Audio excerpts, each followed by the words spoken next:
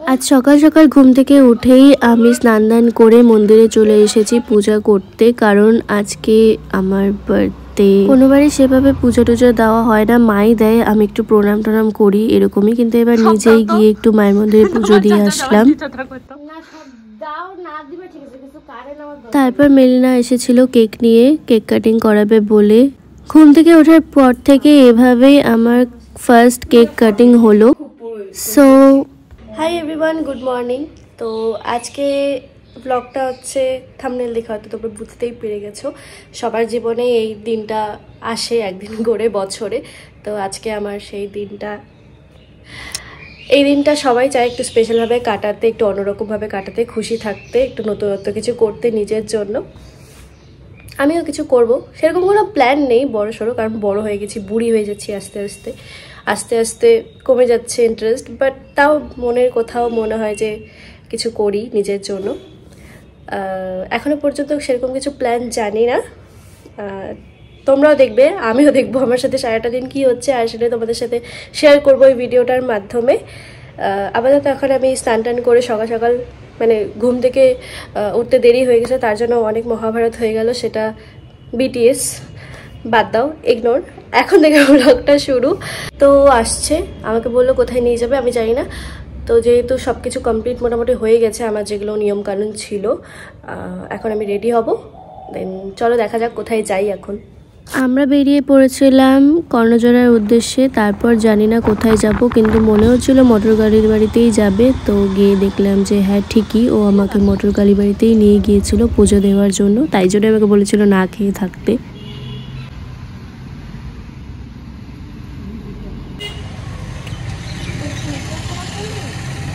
মন্দিরটা ভালোই বানিয়েছে না? নতুনভাবে মন্দিরটা তৈরি হওয়ার পর আমি একবারও যাইনি, তো অনেকবারই পাশ দিয়ে গিয়েছিলাম কিন্তু কখনো ভেতরে ঢোকা হয়নি, এবারই প্রথমবার। পুজো সেরে মন্দিরটা এদিক ওদিক ঘুরে দেখছিলাম, দেন লাস্ট মাকে দর্শন করলাম, দেন বেরিয়ে গেলাম বাড়ির উদ্দেশ্যে। বাড়ি গিয়ে দেখি পরমা আমার জন্য কেক এনেছিল।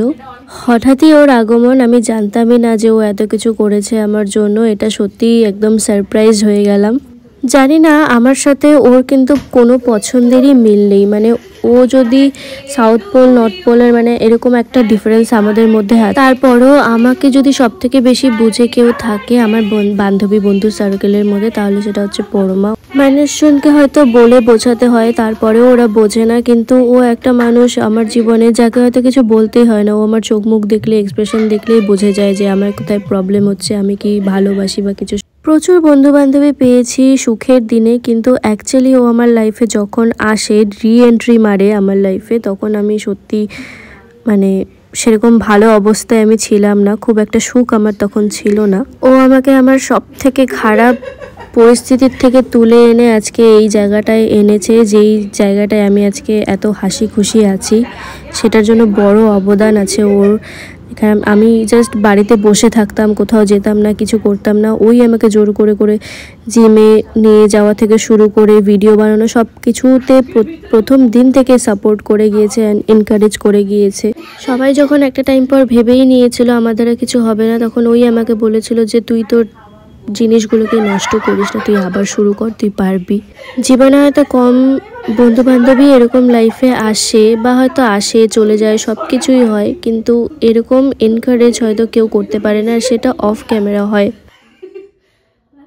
হয়তো ভিডিওটা তোমরা দেখো একে অপরের পেছনে লাগা, লেকপুল করা, ইয়ার্কি ঠাট্টা, মারামারি, হেনাতেনা, ঝগড়াঝাটি সবই তোমরা শুনতে পাবে, কিন্তু অ্যাকচুয়াল যে আমাদের বন্ডিংটা সেটা আমরা অফ ক্যামেরায় রাখি, শো করতে পছন্দ করি না। এরপর কেক কাটিং হয়ে যায়। তো অনেক কাজের মাঝে রান্নাবান্না হতে অনেকটা দেরি হয়ে গেছিলো, প্রায় বিকেল হয়ে গেছিলো আমাদের খেতে বসতে বসতে। খাওয়া দাওয়া সেরে আবার রেডি হয়ে যেতে হবে ওই বাড়িতে, মানে যে সকালবেলা আমাকে মন্দিরে নিয়ে গেল তার বাড়িতে আমাকে যেতে হবে, কারণ তার মা আমার জন্য একটু পিঠে টিঠে করেছিল, সেটাই দিবে আমাকে। তারপর মা আমাকে আশীর্বাদ করছিল, আমাদের যা নিয়ম টিয়ম আছে বার্থডের, একটু কেক কাটিং, মিষ্টি মুখ করা, পায়েস খাওয়ানো, এসব মা আমার সাথে করলো, যা করলো। বাকি ক্লিপ আর নেওয়া হয়নি, সেরকম কিছুই হয়নি বলেই তো ও বাড়িতে গিয়ে একটু সময় কাটালাম, দেন বাড়ি চলে এসেছিলাম রাত্রিবেলায়। তো আজকের ভিডিও এই পর্যন্তই, বাকিটা তোমরা এনজয় করো, অ্যান্ড দেখা হচ্ছে নেক্সট ভিডিওতে। ওকে, বাই।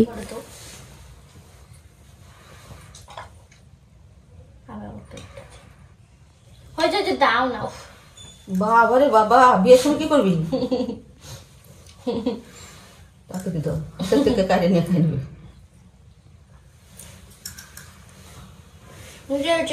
মিষ্টি মিষ্টি পরে হাত দেখবি, মিষ্টি থাক ওকে দিস নি। ঠিক আছে ইতে আসো, পাশে আসো, জলটা দিয়ে দিবে।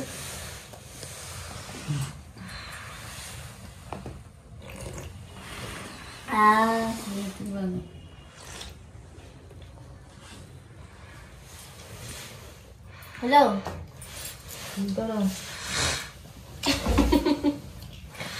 দাও দাও।